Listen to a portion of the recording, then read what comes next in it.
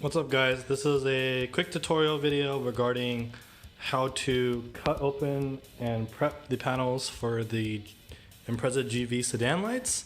So here we have a cut light, so I'm just going to very quickly go through and show you guys where we cut and then point out some specific pointers. So this has been cut already, so I'm going to go ahead and take it off. But if we show the light itself, there's a couple of pretty standard things. Like usual, you can see that there's a lip and it's cut more or less where the lens meets the plastic at the edge. So I'm just gonna walk through it. The only side note here is make sure for this section you cut sufficiently far out, otherwise you will not be able to pull the insert out. So with the light back on, it's going to look like this. Let's see if we can get it to focus.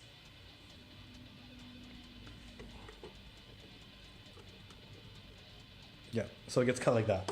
Once it's done, we're gonna pull everything out. And the frame actually gets cut quite a bit.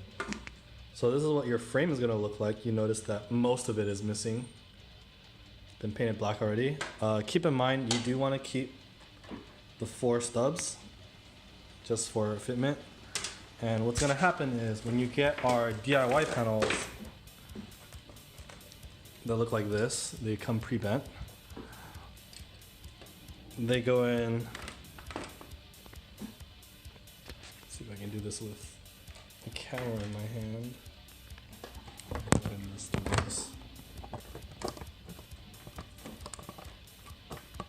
They fit like that. So you can see the edges. And if I put it in the lens, just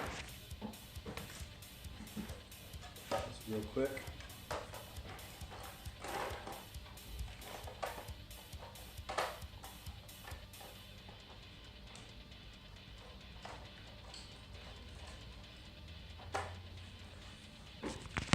Like that. Go ahead and fits, and I'm gonna put the backing on.